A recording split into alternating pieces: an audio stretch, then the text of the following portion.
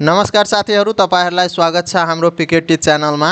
आज हामी सिक्ने छौं कि कुनै पनि पीएनजी, जेपीजी वा पीडीएफ होस् त्यस्तो खाले लेटर हेडलाई हामी माइक्रोसफ्ट वर्डमा इन्सर्ट गरेर कसरी वर्केबल बनाउन सक्छौं, त्यसमा कसरी वर्क गर्न सक्छौं। यदि तपाई कुनै पनि संस्थामा काम गर्दै हुनुहुन्छ, यदि तपाईलाई त्यसले पीएनजी या जेपीजी फर्मेटमा तपाईलाई यदि लेटर हेड दिएको छ भने तपाई कसरी इन्सर्ट गरेर वर्डमा त्यसलाई वर्केबल बनाउन सक्नुहुन्छ।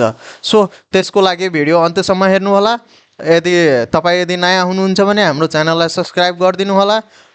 र अब हामी भिडियो स्टार्ट गरौँ। फर्स्ट अफ अल हामीले के गर्नुपर्छ, लेआउटमा गएर A4 साइज पेपर बनाउनु पर्ने हुन्छ।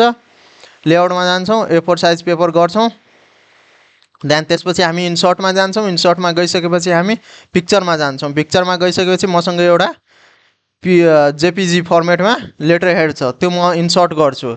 इन्सर्ट गरिसकेपछि हामी के गर्छौँ, यसलाई राइट क्लिक गर्छौँ। राइट क्लिक गरेर यहाँनिर हामी हेर्न सक्छौँ साइज एन्ड पोजिसनको अप्सन छ। साइज एन्ड पोजिसनमा गएर हामी यहाँ स्केल छ नि, स्केललाई हामी 100% गरिदिन्छौँ। यहाँ हामी 100% गरिदिन्छौँ र यो साइड पनि हामी 100% नै गर्छौँ।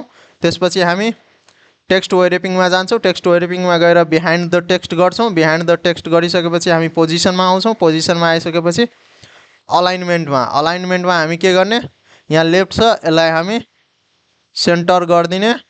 त्यसपछि यहाँ रेलिभेट टुमा हामी पेज गरिदिन्छौँ।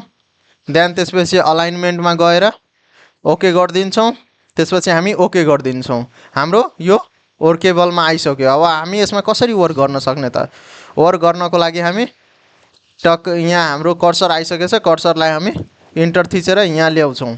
यहाँ ल्याइसकेपछि जस्तै केही लेख्छु,